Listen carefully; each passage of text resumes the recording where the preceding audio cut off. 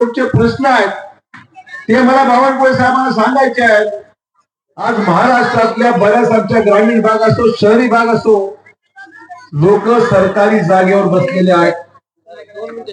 घर प्रधानमंत्र्यांनी 20 लाख घरं महाराष्ट्राला मंजूर करून दिली, पण जमीन लोकांच्या नावावर नसल्यामुळे त्यांना या घरकुलाचा किंवा घराचा फायदा घेता येत नाही. मी बावनकुळे साहेबांना विनंती करेन की तमाम महाराष्ट्रातली नांदेड सहित नांदेड जिल्ह्यातील जमीन जेवढी सरकारी जमिनीवर आमचे लोक बसलेली आहेत त्या जमिनी त्यांच्या नावावर तुम्ही करून टाका, ही माझी आदराची विनंती आपल्याला या ठिकाणी घालायला. बरोबर आहे? बरोबर आहे की नाही? आपले बरीच लोक सरकारी गायरांवर बसलेत, कोण इकडे बसले कोण तिकडे बसले आहेत. सरकारी योजनेचा फायदा यांना घेता येत नाही, कारण की घर नाही, आपली जमीन नावावर नाही.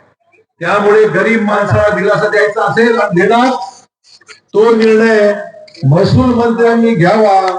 ते करण्याकरता एकही पैसा लावू नका, ही माझी आग्रहाची विनंती आमच्या महसूल मंत्र्यांनी या ठिकाणी राहणार.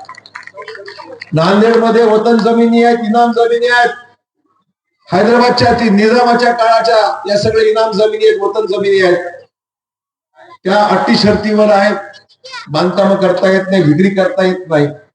पण त्या जमिनी सुद्धा इनाम जमिनी, त्यांना इनामाचा कायदा रद्द करा आणि या जमिनी सुद्धा आमच्या गरीब माणसाला कायदा बदलून आपण देऊन टाका, ही माझी आग्रहाची सूचना महसूल मंत्र्यांना राहणार आहे. बरोबर आहे?